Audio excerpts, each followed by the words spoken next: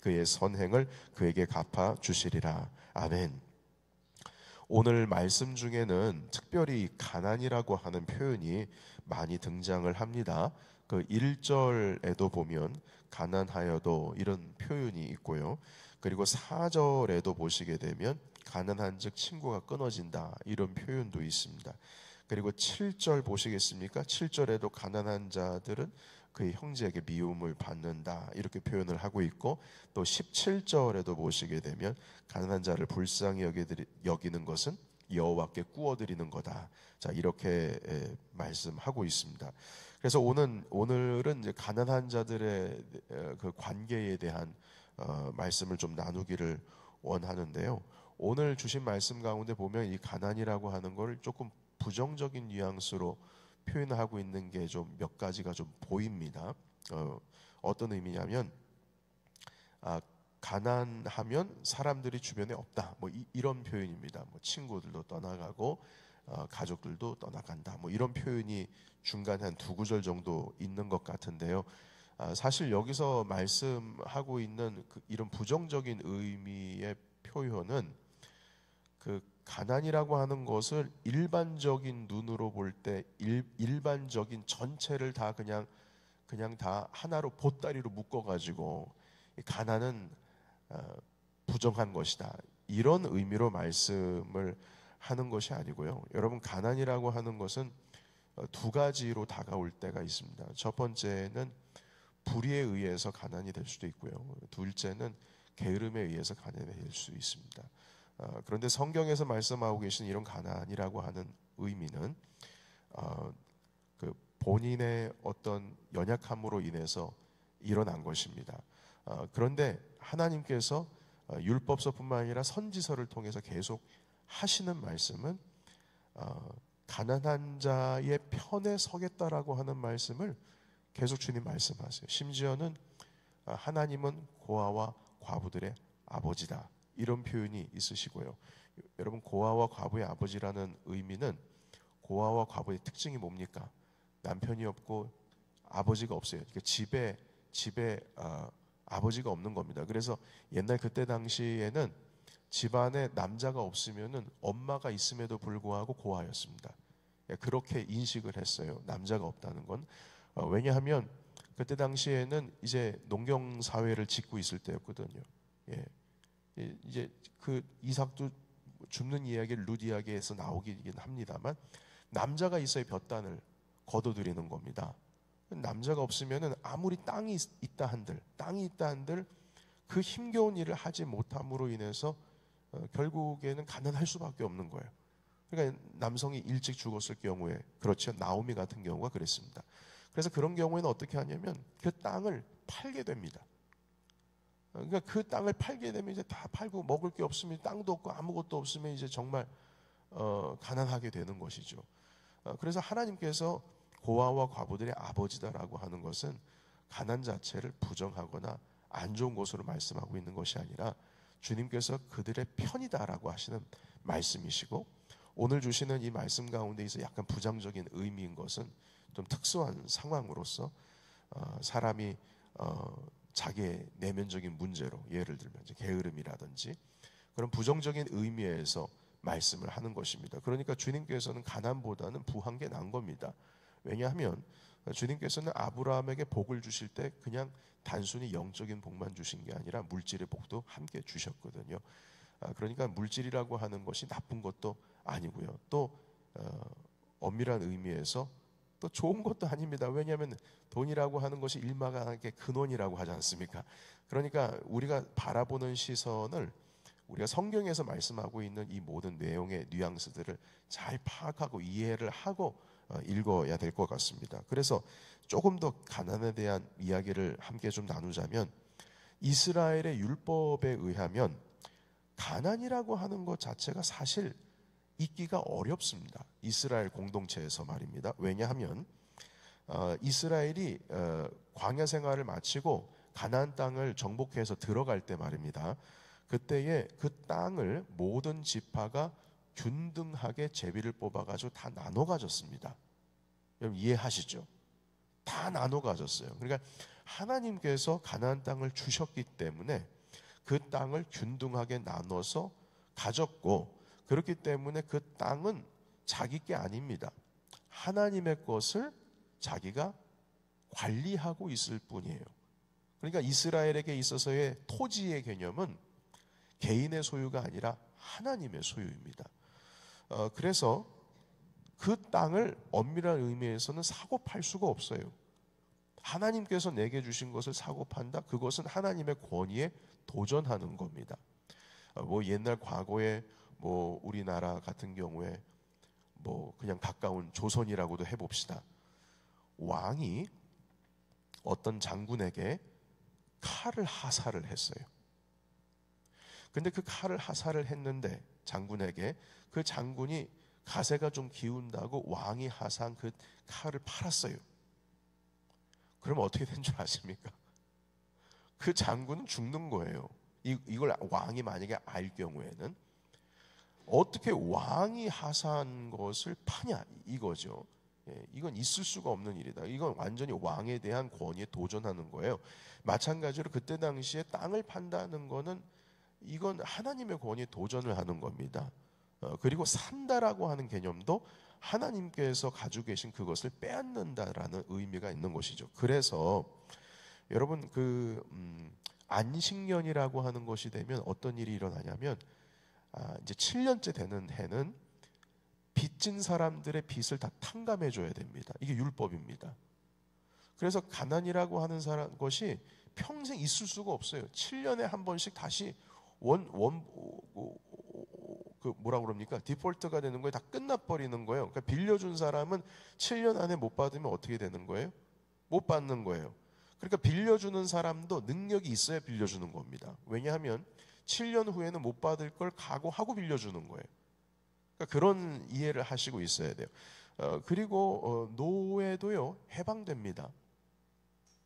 그리고 희년이 될 경우에 있는 말입니다. 50년이 될 경우에는 땅들을 팔았던 그 모든 땅들이 다시 본래 지파, 본래의 족속, 그 본래의 가계로 다시 다 귀환이 됩니다. 그러니까 아무리 땅을 많이 팔고 뭐 했다고 할지라도, 내가 가지고 있는 재산이 많다 할지라도 50년이 되는 희년, 49년이 지나고 50년이 되는 해는 지금까지 가지고 있었던 모든 땅들을 다 돌려줘야 되는 거예요. 그러니까 그 가난이라고 하는 것이 영원할 수가 없고요. 또 그 이스라엘의 율법 가운데 있어서는 집안에서 남자가 만약에 죽게 되면 그 아내와 그 자녀들을 그 밑에 있는 남동생이 다 책임을 져야 됩니다. 그래서 형수님을 자기 아내로 다시 맞아들여야 되고, 이것은 공동체가 서로 살고 그리고 가난한 자, 연약한 자가 없고 모두 다 살게 하기 위해서 하나님께서 만들어 놓은 율법이라고 하는 것이죠. 그래서 하나님은 가난한 자의 편입니다. 그리고 그럼에도 불구하고 지금 가난이라고 하는 것이 있다는 것은 어떤 의미냐면은 둘 중에 하나예요. 이스라엘이 율법을 지키지 않은 겁니다. 그러니까 실질적으로 느헤미야서에 보시게 되면 형제를 막 팔아요. 자기 동족을 노예로 팝니다. 그래가지고 느헤미야가 막 화가 나가지고 어떻게 이런 일이 있을 수가 있냐고 하면서 아주 상당히 아주 격양된 모습을 보여주고 있습니다. 그래서 여러분, 우리가 이 말씀을 읽을 때에 이 가난이라고 하는 것, 하나님께서는 그들의 편이시다. 본래 가난이라고 하는 것이 평생 지속이 될 수가 없다. 이스라엘 공동체 율법 안에서는. 그럼에도 불구하고 그 일이 일어났다라고 하는 것은 바로 이스라엘이 그 말씀을 지키지 않았기 때문이다. 그래서 이런 어떤 배경 하에서 우리가 잠언서를 읽으면 좋겠습니다. 그래서 오늘 17절에 있는 특별한 말씀을 보시게 되면 우리 같이 한번 읽어볼까요? 17절의 말씀입니다. 자, 시작. 가난한 자를 불쌍히 여기는 것은 여호와께 꾸어 드리는 것이니 그의 선행을 그에게 갚아 주시리라. 아멘. 여러분, 하나님께서는 이런 선한 행동을 갚아 주신다고 합니다. 갚아 주신다. 갚아 주시는 것이 딱 네가 꾸어 준 것만큼 갚아 준다라는 의미가 아니고요. 갚아 줬으면 그 이상의 것으로 갚아 주신다는 뜻이지요. 그리고 잠언서 11장 25절에도 보면 뭐라고 말씀하고 있냐면 구제를 좋아하는 자는 풍족해질 것이다. 남을 윤택하게 하는 자도 윤택해질 것이다. 이런 말씀을 하고 있습니다. 이 모든 것은 가난한 자를 불쌍히 여기는 사람을 하나님께서는 가만히 두지를 않으신다. 이렇게 말씀하고 있는 것이죠. 그래서 이것이 그냥 잠언서에 있는 구약에 있는 말씀만이 아니요, 마태복음에서도 동일하게 주시는 말씀이 있습니다. 마태복음 25장에 보시게 되면 마지막 때입니다. 마지막 때. 주님의 그 심판장 앞에 섰을 때에 양과 염소로 다 갈립니다. 그런데 그때에 그 심판장이 뭐라고 말씀하시냐면, 임금이 뭐라고 말씀하시냐면, 내가 줄일 때 나에게 먹을 것을 줬다. 내가 목마를 때에 마실 물을 줬다. 내가 감옥에 갇혔을 때에 나를 돌봐줬다. 아니 주님, 제가 언제 그런 일을 했습니까? 지극히 작은 자에게 한 것이 곧 나에게 한 것이다. 그때 당시에 줄인 사람들을 도와주고, 목마르다 한 사람을 도와주고, 그리고 감옥에 옥에 갇힌 사람, 억울한 사람들을 도와주고, 한 것 다 나에게 한 것이다. 이렇게 주님께서 말씀하신 것이죠. 그러니까 온 그 성경에 있는 말씀에 구약뿐만 아니라 신약도, 심지어는 신약 가운데 있어서는 사도행전 같은 경우에는 자기에 있는 집안의 모든 밭이나 논이나 집들을 팔아가지고 가난한 자들에게 나눠줘서, 그때 당시에 초대교회 성도들 안에 있어서는 못 먹는 자나 돈이 없다고 부족한 사람이 없었다고 하지 않습니까? 그 이유가 무엇이냐면 예수 그리스도의 사랑이 우리 가운데 들어오게 되면 그것이 우리 가운데 있어 풍성한 열매를 맺는데, 남이 연약하고 있는 것을 우리가 보지를 못한다는 겁니다. 함께 주님의 사랑 가운데 거하려고 하는 그 마음이 있다는 것이죠. 그래서 율법을 따라도 가난한 자는 이스라엘 공동체 가운데 있을 수가 없고, 예수 그리스도의 복음을 따라도 이스라엘의 공동체, 특히 예수 그리스도를 믿는 교회 공동체 가운데 연약한 사람이 있을 수가 없다는 것입니다. 그래서 오늘 이 말씀을 붙드시고, 베풀고 돕는 것은 하나님의 뜻이고 하나님의 본래의 뜻, 의지로 돌아가는 것을 의미합니다. 하나님은 그 연약한 자를 돕는 자를 도우신다고 말씀하고 계셨어요. 그래서 여러분, 우리에게 주신 복을 흘려 보내야 하는 이유가 바로 여기에 있습니다. 흘려 보내야 해요. 흘려 보내야 합니다. 제가 한번 주일 설교 때인지 언젠지 한번 이런 말씀을 드린 적이 있어요. 제가 초등학교 때 있는데 이 마태복음 25장의 말씀을 주일학교 때 배워가지고, 그때 당시에는 저희 그 교회 바로 옆에 우리 사택이 있어가지고요, 교회 문을 두드리면은 그 문을 열어주시는 분이 우리 어머니셨어요. 어머니인데 항상 이제 거지 아저씨들이 그렇게 많이 교회를 찾아왔습니다. 그럼 저희 어머니가 그때 당시에 빵이나 이렇게 좀 음료수를 사 먹을 정도의 돈을 드렸어요. 그때 당시엔 제 기억에 짜장면이 500원이었거든요. 그래서 이렇게 주셨는데 항상 오시는 분이 또 오실 때가 있어요. 그래서 어머니가 아니 아저씨 너무 자주 오시는 거 아니냐고.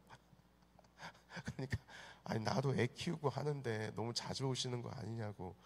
그러니까 미안해요. 그러면 또 어머니가 또 주시고. 근데 제가 이걸 배웠다 이 말이죠. 그래서 제가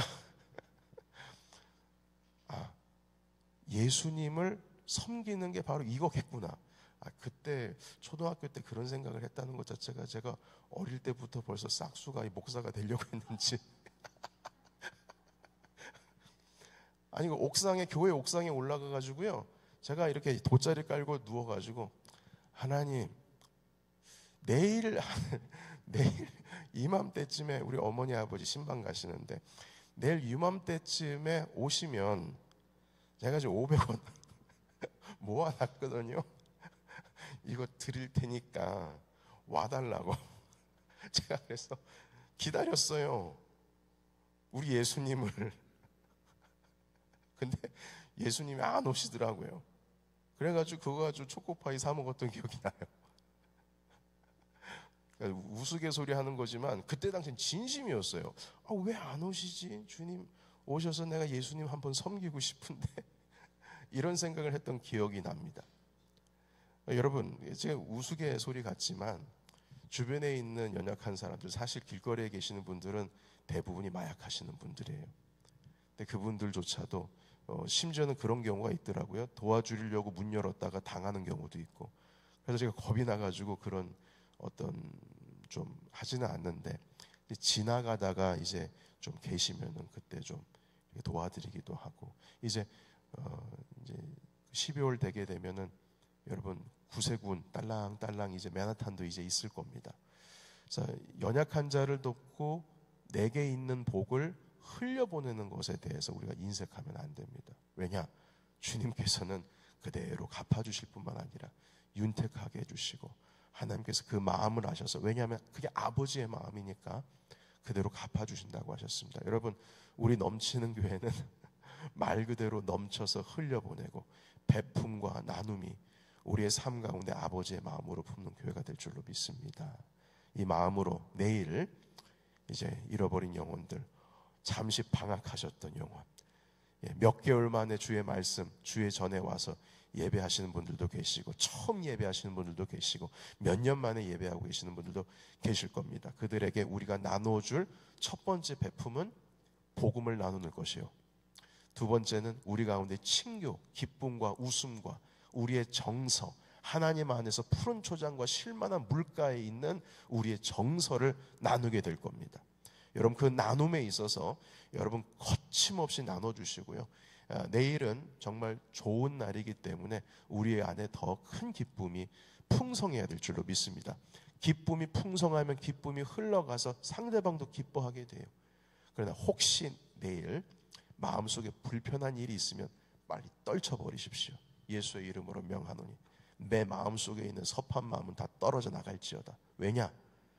그런 마음도 전달되거든요. 그래서 기뻐하는 마음, 사랑하는 마음, 풍성한 마음, 우리 교회의 푸른 물가, 쉴만한 물가, 이것을 푸른 초장과 쉴만한 물가의 정서를 오셨던 모든 분들이 다 누리게 하시고, 말씀 가운데 주님 만나게 하시고, 이러한 베품, 나눔의 영성을 우리 함께 이루어 나갈 수 있는 귀한 추수감사절 되시기를 예수 그리스도의 이름으로 축원합니다.